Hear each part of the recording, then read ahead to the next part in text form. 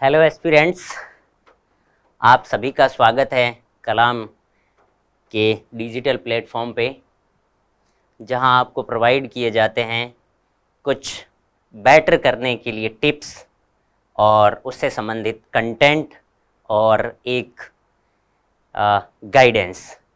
तो आज अपन शुरू करते हैं। जैसा कि पिछली क्लास में अपना था, PYQ पे हम बात कर रहे थे, प्रीवियस ईयर्स क्वेश्चंस हैं उन पे हम बात कर रहे थे कि किस तरह से हमें आंसर लिखना चाहिए और कुछ कैंडिडेट्स ने किस तरह से लिखा है, इसका हम कुछ कॉपीज़ को सोज करते हैं और उनमें कितने मार्क्स दिए गए हैं इन पे विश्लेषण करते हैं।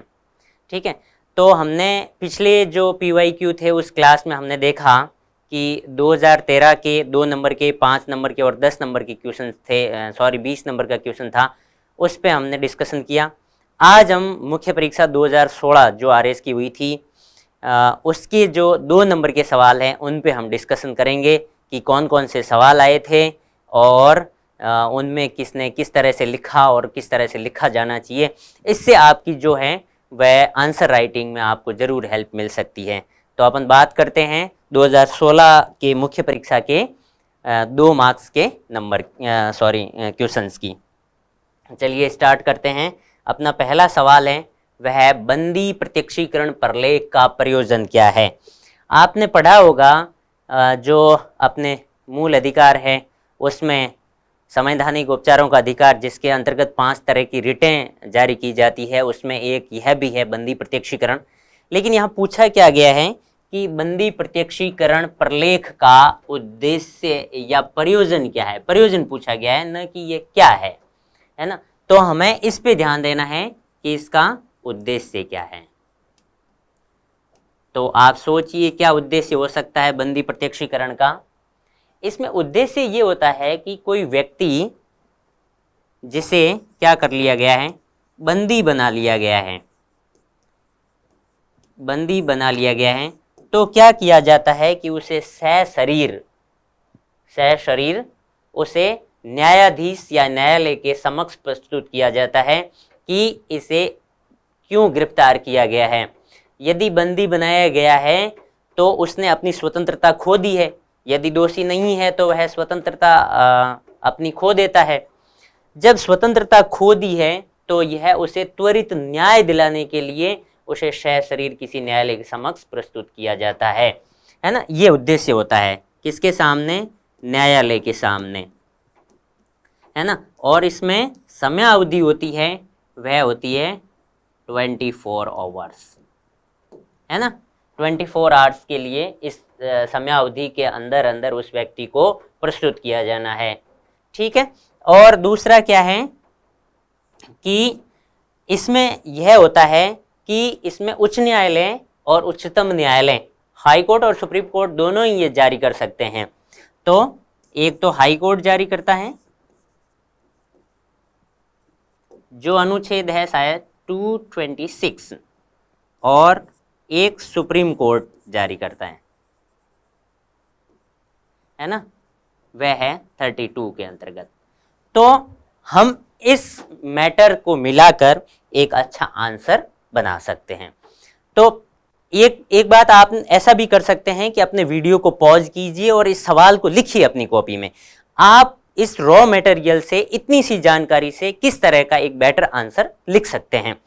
फिर आप उसको देखिए कि मैंने आंसर लिखा है और पहले के जो सेलेक्टेड कैंडिडेट्स हैं उन्होंने आंसर लिखा है, उसमें कितना फर्क है। और फिर मॉडल आंसर हम देखेंगे कि उसमें कौन कौन सी सामग्री लिखी जानी चाहिए। इससे आपकी एक बेहतर प्रैक्टिस हो जाएगी और हम साथ साथ में चलते रहेंगे और आपके जो प्रीवियस ईयर के जो क्वेश्चंस हैं उनको भी आप सॉल्व कर लेंगे, है ना। ठीक है, तो अब देखते हैं कि इसमें कैंडिडेट्स ने क्या लिखा है। ठीक है, देखते हैं। देखिए इस क्वेश्चन को आप पॉज करके वीडियो को, क्वेश्चन के आंसर को भी पढ़ सकते हैं कि इसमें क्या कहा गया है। ठीक है, क्या लिखा गया है और कितने मार्क्स दिए गए। अब हम देखते हैं, इसमें 1 मार्क्स दिया गया है और क्या लिखा है कि बंदी प्रत्यक्षीकरण प्रलेख का प्रयोजन है कि बंदी बनाए गए किसी व्यक्ति को 24 आवर्स के भीतर न्यायालय में प्रस्तुत करना, तथा अगर बंदीकरण अवैध पाया जाता है तो उस व्यक्ति को तुरंत मुक्त करना। काफी हद तक सवाल सही है। यदि यहाँ यह कैंडिडेट अनुच्छेद का भी हवाला देता साथ में, तो इसका आंसर है वह और भी ज्यादा क्लेरिफाई के साथ और ज्यादा परिष्कृत माना जाता है ना। एक तो यह कमी रह गई। दूसरा कि इसका जो उद्देश्य है वो पूर्ण रूप से क्या है वह अभी तक क्लियर नहीं हुआ है कि 24 ओवर में कौन से व्यक्ति को प्रस्तुत किया जाए, जो दोषी है उसको या निर्दोष है उसको, या फिर निजी व्यक्तियों के द्वारा भी उसको दबोच लिया गया है या उसको कर लिया गया है, इस तरह से बंदी बना लिया गया है तो भी किया जा सकता है, या फिर केवल सरकारी जो तंत्र है उसके द्वारा भी हिरासत में लिया गया है तो भी, है ना। तो इसे भी क्लियर किया जाना चाहिए था। और यह बंदी प्रत्यक्षीकरण किस किस के विरुद्ध जारी किया जा सकता है यह भी लिखा जाना थोड़ा उचित रहता, लेकिन इतनी जगह की कमी के कारण इन्होंने लिखना मुनासिब नहीं लिखा, क्योंकि दो जो लाइन है इनकी, दो पंक्तियां हैं वह खाली है यहाँ पे, है ना। फिर अगले कैंडिडेट ने क्या लिखा है देखते हैं। इनको डेढ़ नंबर दिए गए हैं, मतलब उनसे कुछ बेटर लिखा है और अच्छा आंसर लिखा है। इन्होंने लिखा है कि बंदी प्रत्यक्षीकरण अनुच्छेद 32 व 226 के तहत क्रमशः सर्वोच्च न्यायालय और उच्च न्यायालय द्वारा जारी की जाने वाली रिट है। ये तो इन्होंने यहां तक तो इन्होंने परिभाषा दी है ना, जबकि यहां परिभाषा नहीं पूछा गया है, या प्रयोजन पूछा गया है कि पर्पज क्या है। ये लिखा हुआ है ना purpose, what is the purpose of writ habeas corpus, है ना। तो यहां यह था कि इसका, अब मान लीजिए कि मेरे को पूछा जाए कि आपके पिताजी का नाम क्या है और मैं अपने दादाजी का या परदादाजी का नाम बता रहा हूं, तो थोड़ा सा मिचमैच हो जाता है। इसलिए अपन को मिचमैच नहीं करना है, टू द पॉइंट, इसलिए ही तो पूछे जाते हैं। नहीं तो वो लिख सकता था कि बंदी प्रत्यक्षीकरण क्या है, लेकिन यहाँ क्या है एक शब्द डाल दिया, प्रयोजन क्या है यहाँ पे, है ना। इस वर्ड्स पे जैसा कि मैं कॉपीज काफी चेक करता हूं, उसमें भी ये देखता हूं कि हम क्या करते हैं गलती अमूमन कि उस विशेष जो सवाल के अंदर कीवर्ड दिया गया है उसके आसपास लिखने की कोशिश करते हैं, न कि उस पे टू द पॉइंट लिखने की कोशिश कभी नहीं करते हैं, जिससे हमें कम मार्क्स मिलते हैं। और हम सोचते हैं कि यार लिखा तो बहुत था लेकिन हमें कुछ मिला नहीं इतना ज्यादा जितनी हमने मेहनत की थी। और हम वास्तव में ही है कि हम अच्छी तरह से उसे टू द पॉइंट लिख भी नहीं पाते हैं कीवर्ड्स के साथ में। ठीक है, फिर भी ठीक है, अच्छा लिखा इन्होंने कि मूल अधिकारों के परिवर्तन हेतु जारी की जाती है। ठीक है, इसका अर्थ यह है कि बंदी को शरीर प्रस्तुत किया जाए, इसके तहत किसी हिरासत में लिए गए व्यक्ति को न्यायालय अपने समक्ष प्रस्तुत करने का आदेश देता है। ठीक है, काफी लिखा इसलिए 1.5 नंबर दिए गए हैं। क्लियर कट उद्देश्य है वो अर्थ में लिख दिया, और अर्थ में था वो उद्देश्य में लिख दिया। थोड़ा सा हमारा मिचमैच हो जाता है, लेकिन हमें वहाँ इसलिए हो जाता है क्योंकि एक तो हमारे पास टाइम नहीं होता है, बहुत कम टाइम होता है, और दूसरी बात यह है कि हम एक तनाव में भी रहते हैं, हम सवाल को पढ़ते टाइम अच्छी ढंग से उस पर फोकस नहीं कर पाते हैं, इसलिए हमारा मिचमैच हो जाता है और स्प्लिट हो जाता है। ठीक है, तो हमें इस पे फोकस रखना है कि क्वेश्चन में क्या वर्ड पूछा गया है और उस वर्ड पे पूरा फोकस करना, उसके कीवर्ड्स को गोला निकाल के हम उसको अपने फोकस में ला सकते हैं कि इन वर्ड्स पे हमें लिखना है कि उद्देश्य की जगह हमें अर्थ नहीं लिखना है, अर्थ की जगह उद्देश्य नहीं लिखना है। इससे हमारा जो आंसर है वो बेटर होगा और हमें अधिक मार्क्स मिलने की संभावना बन जाती है। ठीक है, आगे देखते हैं कि क्या लिखा जाना चाहिए। अब इस आंसर को देखते हैं। अनुच्छेद 32 के अनुसार बंदी प्रत्यक्षीकरण का मुख्य प्रयोजन, ये लिख दिया ना, मुख्य प्रयोजन किसी व्यक्ति को त्वरित न्याय दिलाना है। इसका उद्देश्य यह है कि त्वरित न्याय, ठीक है, जस्टिस दिलाना है जिसने गैर कानूनी हिरासत में अपनी स्वतंत्रता खो दी है, यानी वह फ्रीडम खो बैठा है, उस व्यक्ति को स्वतंत्रता दिलाने का, और वह भी त्वरित न्याय दिलाने, इमीडिएट जस्टिस दिलाने के लिए इसका यूज किया जाता है। और इसका मुख्य पर्पज यही है। प्रयोजन क्लियर हो गया। इसके अंतर्गत किसी हिरासती को शरीर न्यायाधीश के पास 24 आवर्स में उपस्थित करना होता है। यह भी बात आ गई, अनुच्छेद की भी बात आ गई, और इसे उच्च न्यायालय और उच्चतम न्यायालय द्वारा भी जारी किया जाता है, यह भी बात आ गई। अब जो भी पॉइंट्स उसको अच्छा लगेगा, मुख्य उद्देश्य आ गया, इसके साथ साथ में अन्य पहलू भी आ गए। इससे हमारा क्या है कि क्लियरिफाई हो जाता है, एक क्लियरली हमें क्या आंसर लिखा है सामने वाले को पता चल जाता है कि वास्तव में इसको नॉलेज है, और उसी नॉलेज पे हमें मार्क्स मिलते हैं। ठीक है, आगे चलते हैं। इस तरह से आप अपने जो आंसर लिखा है उसको इससे मैच कीजिए कि मुझे क्या लिखना था और क्या क्या मैंने लिखा है, यह देखिए आप। इससे आपका एक साथ साथ प्रैक्टिस भी होती रहेगी। और दूसरी बात यह है कि आप 2013, 16, 18, 21 के जो भी पेपर्स हुए हैं उन सभी पेपर को लाइए, उनको सॉल्व करने की कोशिश कीजिए कि अभी तक मैंने जो पढ़ा है, मैंने तैयारी की है, इसके मैं कितना नज़दीक हूँ और किससे कितना दूर हूँ। और ज़्यादातर यह भी देखा जाता है कि कुछ सवाल रिपीट भी होते हैं, तो हमें एक तो अंदाज़ा मिल जाता है कि इस वे में अपन को चलना है ना। ठीक है, तो आगे चलते हैं दूसरे प्रश्न की ओर। दूसरा प्रश्न है, सामान्यज्ञ प्रशासक से आप क्या समझते हैं? अब दो तरह के प्रशासक होते हैं, एक होते हैं सामान्यज्ञ और दूसरे होते हैं विशेषज्ञ। अब यहां आप यह समझोगे कि ये क्या है। ठीक है, आपने शायद एकेडमिक में यह कहीं नहीं पढ़ा है, लेकिन किसी की यदि लोक प्रशासन 11th और 12th में रही है मेरी तरह, जैसा कि मेरा जो सब्जेक्ट रहा है वो 11th, 12th और ग्रेजुएशन और पोस्ट ग्रेजुएशन सब लोक प्रशासन में ही रही है, तो यदि किसी का वह सब्जेक्ट रहा है 11th में भी या फिर ग्रेजुएशन में भी यह जो शब्द है यूज में लिए जाते हैं, तो उनको पता होगा कि सामान्यज्ञ क्या होता है और विशेषज्ञ क्या होता है। इससे मैं आपको दो उदाहरणों के द्वारा समझाता हूं कि एक है एसडीएम, यह हम सामान्यज्ञ में लिखते हैं, और विशेषज्ञ में लिखते हैं हम डॉक्टर, है ना। अब समझाते हैं कि ये सामान्यज्ञ कैसे हैं और ये विशेषज्ञ कैसे हैं।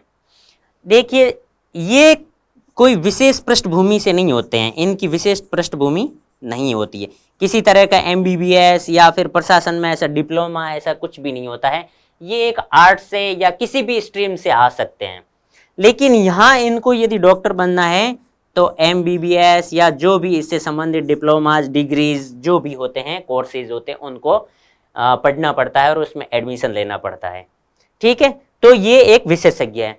अब डॉक्टर को ये पता है कि मरीज को कौन सी गोली कहाँ देनी है, इनका एक स्पेसिफिक क्षेत्र होता है। लेकिन यहाँ एसडीएम है, आज एसडीएम है, कल आंगनवाड़ी में कहीं निदेशक लगा देंगे या फिर उप निदेशक बना देंगे या फिर कहीं पेयजल में किसी जगह सेक्रेटरी बना देंगे। तो इस तरह से अलग अलग फील्ड्स में काम करते हैं और ये मल्टी कह सकते हैं कि फील्ड्स में काम करते हैं, एक फील्ड में काम नहीं करते, बल्कि एक डॉक्टर हैं तो उनको एक डॉक्टर के रूप में लगाया जा सकता है। तो ये तो बात हुई कि सामान्यज्ञ और विशेषज्ञ क्या होते हैं। क्योंकि सामान्यज्ञ और विशेषज्ञ इसलिए पढ़ाए जाते हैं क्योंकि सामान्यज्ञ और विशेषज्ञ के बीच में हमेशा विवाद और इस तरह के मध्य डिस्प्यूट्स चलते रहते हैं। ठीक है, अब हम आगे देखते हैं कि इनमें क्या लिखा गया है। सामान्यज्ञ प्रशासक से आप क्या समझते हैं? तो देखिए कि सामान्य प्रशासक वह होता है जिसका चयन सामान्य शैक्षिक योग्यता के आधार पर होता है तथा नीति निर्धारण में व्यापक दृष्टिकोण रखता है। काफी हद तक ये बात सही है, लेकिन हमें ये लिखना था कि वहां उसकी कोई शैक्षणिक पृष्ठभूमि, विशेष शैक्षणिक पृष्ठभूमि नहीं होती है, वह किसी भी पृष्ठभूमि से आ सकते हैं। जैसा कि लोक प्रशासन के विद्वान रहे हैं, उन्होंने शैक्षणिक जो पृष्ठभूमि थी उसको विशेष फोकस किया है कि उनकी कोई विशेष शैक्षणिक पृष्ठभूमि नहीं होती है ना। तो हमें एक शैक्षणिक पृष्ठभूमि है वह लिखना जरूरी है। ठीक है, शैक्षणिक पृष्ठभूमि का हमें हवाला देना है। ठीक है, इन्हें इस सवाल में 1 नंबर दिया गया है और 1, 2, 3 लाइनें खाली हैं। हो सकता है इनके जो 15 वर्ड्स हैं इन्होंने माना कि यहीं कंप्लीट हो गए होंगे। ठीक है, आगे चलते हैं, अगले कैंडिडेट्स ने क्या लिखा है। सामान्यज्ञ प्रशासक सामान्य शैक्षणिक योग्यता वाले सिविल सेवक होते हैं जो न्यूनतम योग्यताधारी होते हैं। न्यूनतम योग्यताधारी इनका इस कॉन्टेक्स्ट में कि जो योग्यता चाहिए एक सिविल सर्वेंट बनने के लिए उतनी इनके पास योग्यता होती है, इससे ज़्यादा कुछ भी नहीं होता है। ठीक है, एवं उन्हें प्रशासन के प्रत्येक क्षेत्र का व्यवहारिक ज्ञान होता है। ठीक है, ये भी सही है और इन्हें आप देख सकते हैं 1 नंबर दिया गया है। अब आपको लगता होगा कि इन्हें 1 नंबर ही क्यों दिया गया है। अब हम इसका थोड़ा सा एक आइडिया है कि मॉडल आंसर पेपर देखते हैं, मॉडल आंसर में क्या लिखा गया है। सामान्य प्रशासक वह है जिसकी कोई विशेष शैक्षणिक पृष्ठभूमि नहीं होती है। इस कीवर्ड्स पे ध्यान दीजिए, यह कीवर्ड है आपका कि विशिष्ट शैक्षणिक पृष्ठभूमि नहीं होती है, परंतु वह क्या करता है, नियमों विनियमों की क्रियान्विति की सामान्य समझ रखता है। अब मान लीजिए कि एक डॉक्टर को हम कहीं पर भी डेप्यूट करते हैं तो वे एक जिस क्षेत्र में योजनाएं बनाई जानी चाहिए उनका झुकाव है वह मेडिकल की ओर ज़्यादा रहेगा, बेशक रहेगा। यदि कृषि वैज्ञानिक को यदि कहीं पर भी हम किसी नीति निर्माण में लगा दिया जाए तो उनका बैलेंस्ड व्यू न होकर अपने क्षेत्र की ओर ज़्यादा होगा। ठीक है, लेकिन ये किसी भी फील्ड में जाएं इनका व्यू ऐसा कुछ भी नहीं होता है कि विषय क्षेत्र से वो होते नहीं है, इसलिए उनका कोई ऐसा रवैया नहीं होता है। ठीक है, उसे प्रशासन के किसी भी क्षेत्र में नियुक्त किया जा सके, यह परिभाषा में है कि उसे किसी भी फील्ड में, चाहे वो पेयजल हो, शिक्षा हो या फिर मेडिकल हो, किसी भी क्षेत्र में है उनको किया जा सकता है। यह नियोजन, निर्देशन, बजटिंग, समन्वय जैसे कार्य संपादित करता हो, जैसे भारतीय प्रशासनिक सेवा का अधिकारी मतलब IAS, इनको हम सामान्यज्ञ कहते हैं। ठीक, अब आपको लगने लगा होगा कि जो पिछले सवाल थे कैंडिडेट्स ने लिखे थे उनमें और इस सवाल आंसर में कितना फर्क था, है ना। इस तरह से आपको जो आंसर लिखना है उसके टू द पॉइंट लिखिए, उसमें 3-4 कीवर्ड्स डालिए कि ये चीजें तो इनमें कन्फर्मली ही लिखनी है ना। ठीक है, आगे चलते हैं तीसरे सवाल की ओर। तीसरा सवाल है राजनीति प्रशासन द्विविभाजन से आप क्या समझते हैं। यहां पे द्विविभाजन यह आप देखेंगे, लोक प्रशासन आपने सब्जेक्ट उठाया होगा, 1887 में इसकी शुरुआत होती है और इसी मुद्दे से ही शुरुआत होती है कि राजनीति और लोक प्रशासन दोनों ही अलग विषय हैं। ठीक है ना। अब इसमें क्या डिस्प्यूट था कि राजनीति है वह राज्य की इच्छा का निर्माण करती है, इच्छा को प्रतिपादित करती है, बनाती है। ठीक है, यह राज्य की क्या करती है, राज्य की इच्छा, जिसे हम कह सकते हैं कि जो नीतियां हैं, नीति निर्माण करने कार्य, जिसको हम एक फिलोसॉफिकल लैंग्वेज में कह सकते हैं, नीतियों का निर्माण। जबकि प्रशासन क्या करता है, प्रशासन इन राज्य की जो इच्छा है, राज्य इच्छा को क्रियान्वित करती है या प्रभावी रूप से लागू करती है। ठीक है, प्रभावी रूप से लागू। ठीक है, इसे प्रभावी रूप से लागू करती है, या जो हम कहते हैं इम्प्लीमेंटेशन या क्रियान्वयन, इसका ये इसमें क्रियान्वयन होता है। ठीक है, आप यदि आपको कुछ और भी सुझाव देने हैं मुझे कि इस क्लास को और भी बेटर बनाया जा सकता है, तो क्लास एंड होने के बाद में अपने कमेंट्स है वो जरूर लिखें, ताकि मैं उस तरह से यह प्रयास करूं कि आपको ज़्यादा से ज़्यादा फायदा हो कि हमें किस तरह से आंसर राइटिंग करनी है, क्योंकि हम उसी पे फोकस कर रहे हैं। और यदि हमारी 2018 और 21 के अभी तक बाकी पड़े हैं तो उसमें हम आपके सुझावों को जरूर इम्प्लीमेंट करेंगे। ठीक है, आपकी भावनाओं की मैं बहुत कदर करता हूँ। ठीक है, तो राजनीति और प्रशासन है दोनों ही अलग हैं, और ये किसने कहा था सबसे पहले, वुड्रो विल्सन सर ने कहा था, जो प्रिंसटन यूनिवर्सिटी में क्या थे, प्राध्यापक थे, और उसके बाद में ये अमेरिका के राष्ट्रपति भी बने थे। ठीक है, तो वुड्रो विल्सन साहब ने कहा था कि राजनीति और लोक प्रशासन अलग है, और ये लोक प्रशासन का प्रथम चरण था, यहीं से लोक प्रशासन का जन्म होता है। ठीक है, और इसे क्या कहा गया, एक और शब्द से कहा गया, वो था विल्सोनियन पुकार।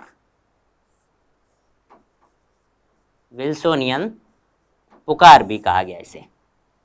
ठीक है, कि विल्सन साहब ऐसा कह रहे हैं कि भाई राजनीति और लोक प्रशासन है वो अलग है, राजनीति के सवाल है वो प्रशासनिक सवाल नहीं होते हैं, और प्रशासन के जो सवाल है वो राजनीति के सवाल नहीं हो सकते।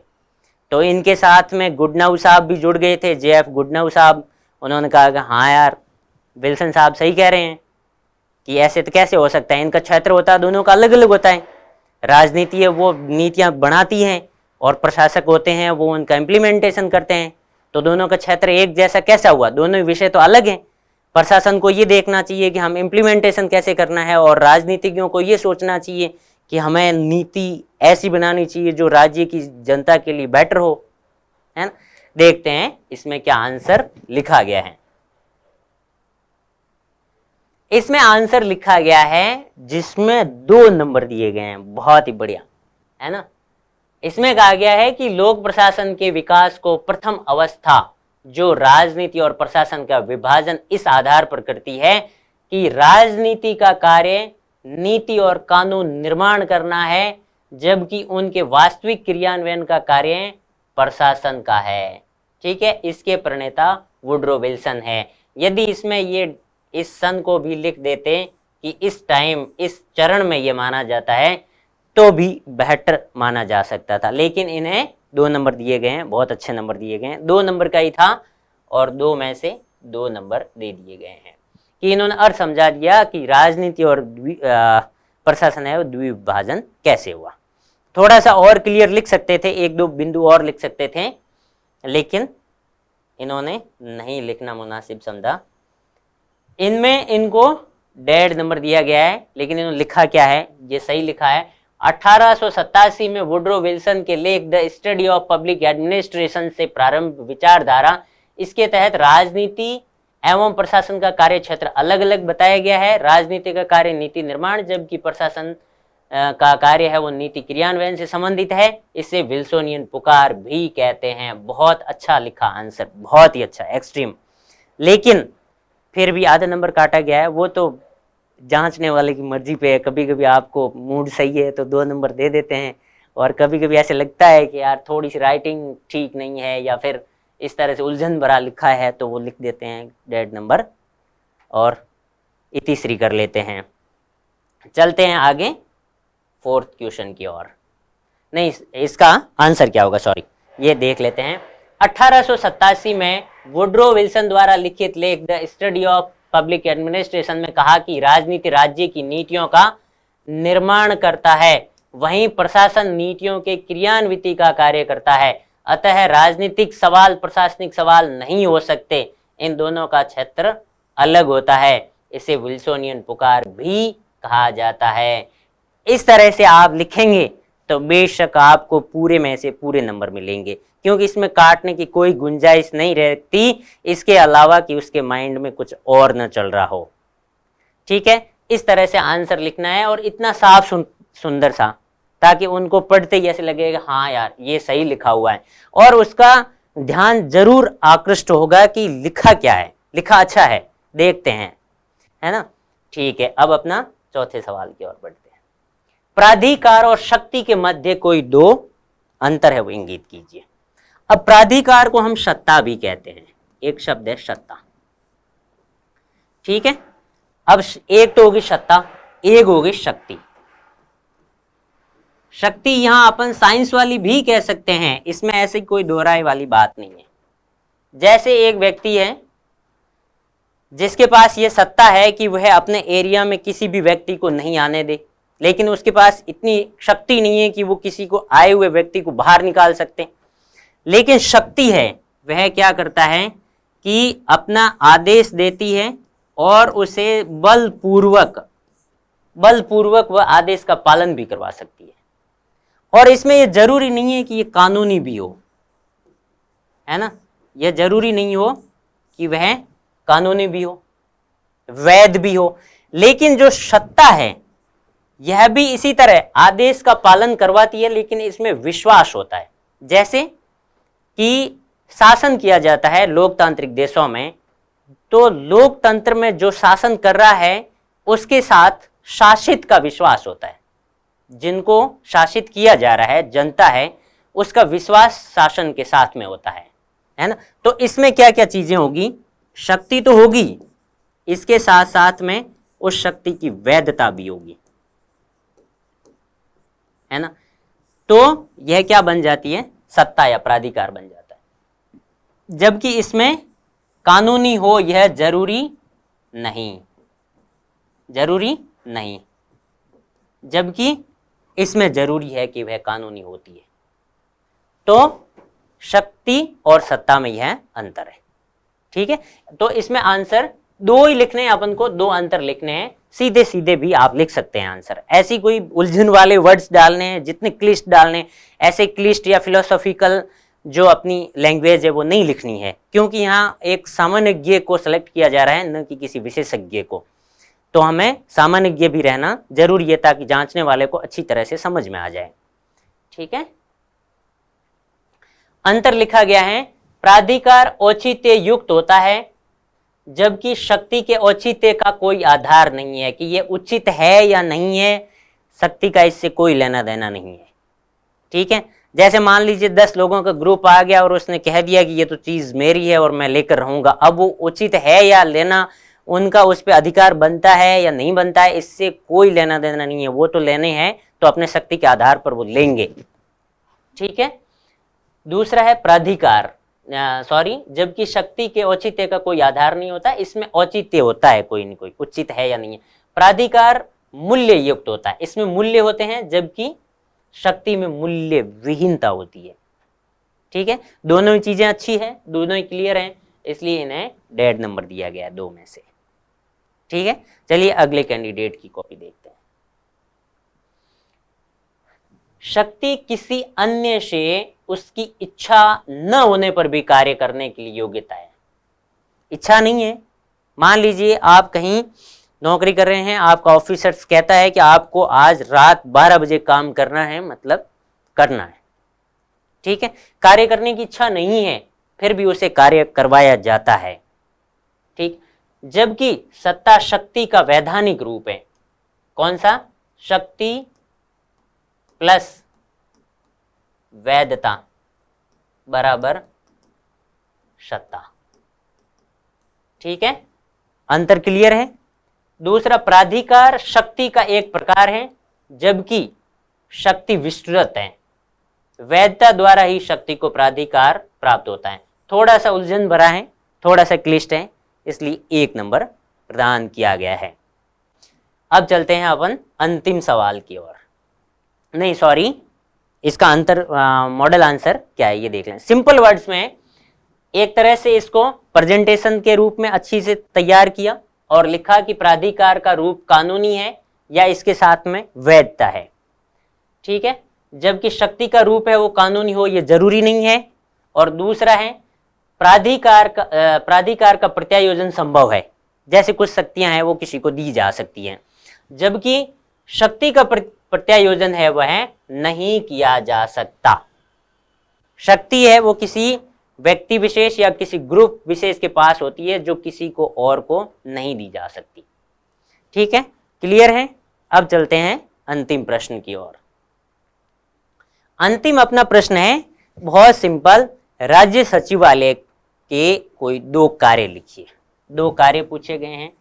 वैसे हम देखें तो सचिवालय में कौन होते हैं, सचिव होते हैं, मुख्य सचिव होते हैं, विशिष्ट सचिव, संयुक्त सचिव, कई सारे सचिव होते हैं जो वहाँ नीतियों का निर्माण करते हैं और जो राजनीतिक कार्यपालिका है उनको सपोर्ट करते हैं कि इन नीतियों में क्या आना चाहिए हैं, और सारे विभागों का और उनका क्या करते हैं, समन्वय करते हैं, उनका पर्यवेक्षण करते हैं, उनकी नियंत्रण भी रखते हैं, और उनका स्थानांतरण करना है तो भी सचिवालय के द्वारा। और कैबिनेट की जो बैठकें होती है उनके एजेंडे भी तैयार करते हैं, उनके रिकॉर्ड भी रखते हैं। तो कई सारे कार्य हो गए। रिकॉर्ड रखना, है ना, और क्या हो गया कि एजेंडे तैयार करना, परामर्श देना, नीति निर्माण में सहयोग और नीतियों के बेहतर क्रियान्वयन किस तरह से हो उसमें भी अपनी सलाह देना। और क्या हो सकता है, नियंत्रण, जो ब्यूरोक्रेसी चल रही है प्रशासन तंत्र उस पर नियंत्रण, पर्यवेक्षण, है ना। तो ये सारी चीजें हैं वह सचिवालय का कार्य है। ठीक है, अब हम देखते हैं कि इसमें कैंडिडेट्स ने किस तरह से आंसर लिखे हैं। ठीक है, राज्य सचिवालय के कोई 2 कार्य लिखिए। पहला कार्य है राज्य सचिवालय में स्थित विभिन्न विभागों के मध्य समन्वय स्थापित करना, कि एक सचिवालय में कई सारे विभाग होते हैं, उन विभागों की क्रियाओं के बीच, गतिविधियों के बीच समन्वय स्थापित किया जाता है, वह सचिवालय के द्वारा किया जाता है। दूसरा है कैबिनेट की बैठकों का एजेंडा तैयार करना। तो ये सही लिखे हैं और उसमें इन्हें 2 नंबर दिए गए हैं और जो अच्छा आंसर लिखा गया है। क्लियर कट है, इसमें आपको ऐसा नहीं है कि लाइन हमने क्लियर नहीं की, सारी भरी नहीं, ऐसा जरूरी नहीं है। आपसे 2 पूछे गए, आपने 2 लिख दिए, अच्छी तरह से आपको अच्छे नंबर मिलेंगे। अगले कैंडिडेट्स ने लिखा है कि राज्य की नीति निर्माण में राजनीतिक कार्यपालिका को सलाह प्रदान करना, बहुत क्लियर लिखा है। दूसरा है समस्त राज्य स्तरीय नियामकीय कार्यों के केंद्र बिंदु, समन्वय का केंद्र। ये थोड़ा सा उलझन भरा है, बाकी काफी सही लिखा है कि समन्वय वर्ड है वह आ गया है, लेकिन थोड़ा सा क्लियर वाक्य को लिखते तो अच्छे नंबर मिल सकते थे।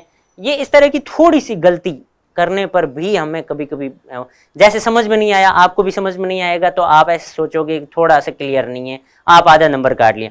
इस तरह से आधे आधे नंबर काटते काटते समझिए कि 30 सवाल आते हैं, आधे आधे काटते कितने 15, ठीक है, 4 पेपर हैं, कितने हो गए 60 नंबर आपके ऐसे ही कट गए।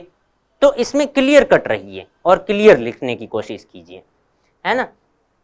अब हम देखते हैं कि कौन कौन से कार्य होते हैं। जैसे नीति निर्माण में सरकार का सहयोग प्रदान करना और नीतियों का प्रभावी क्रियान्वयन करना।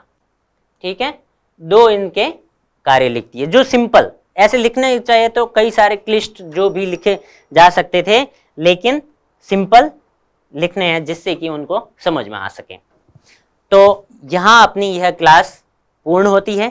आपको इस क्लास से कितना सीखने को मिल रहा है और इसमें आपको हेल्प हो रही है कि नहीं हो रही है, और आपको ऐसे पता लग रहा होगा कि हाँ आंसर राइटिंग किस वे में करनी है, किस तरह से करनी है, स्पष्टता आ रही है या नहीं आ रही है, इसका आप कमेंट बॉक्स में ज़रूर जवाब दें, जिससे कि हम भी मोटिवेट रहेंगे कि स्टूडेंट्स तक कौन कौन सी चीज़ें पहुंचनी चाहिए और ऐसी चीज़ें हो जिससे इनके मार्क्स है उनको इंक्रीजिंग की ओर ले जाया जा सकता है।